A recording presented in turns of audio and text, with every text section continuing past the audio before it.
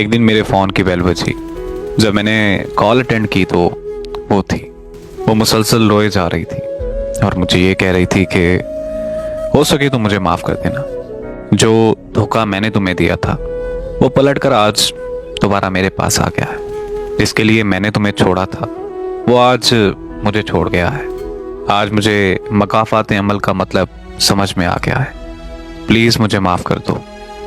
मैं मानती हूँ कि मैं तुम्हारी गुनहगार हूँ। तो मैंने उससे कहा कि अरे यार, मैंने तुम्हें माफ़ किया। ये सुनकर वो चुप हो गई और फिर पूछने लगी कि बेवफाई का दर्द मुझसे तो बर्दाश्त नहीं हो रहा। फिर तुमने ये दर्द कैसे सहा? तो मैंने उसे बताया कि तुम्हारी बेवफाई का दर्द आज भी मुझ में जिंदा है। ये दर्द कभी ख़त्म नहीं हो पाया। मैं तुम्हारे छोड़ जाने का दर्द कभी नहीं भुला सका। बस मैंने तुम्हारे बख्शे दर्द के साथ जीना सीख लिया है।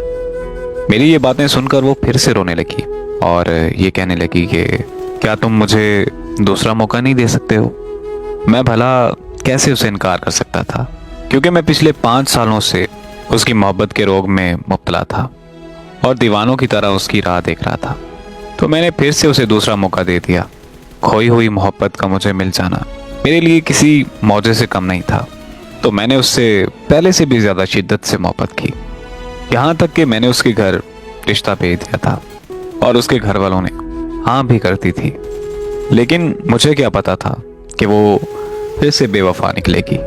हमारे घर वाले हमारी शादी के दिन रखने ही वाले थे कि उसने मुझे फिर से छोड़ दिया, क्योंकि वही लड़का उसकी ज़िंदगी में फिर से लौट आया था।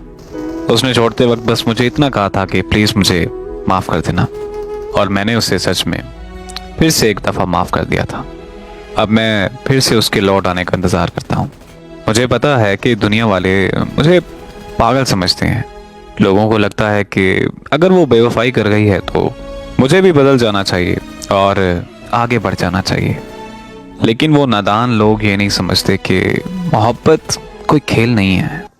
वो मेरे साथ बेवफाई कर गई तो ये उसका ज़र्फ था, लेकिन मैं सारी ज़िंदगी उससे वफा करूँगा और ये मेरा मोहब्बत पर ईमान है।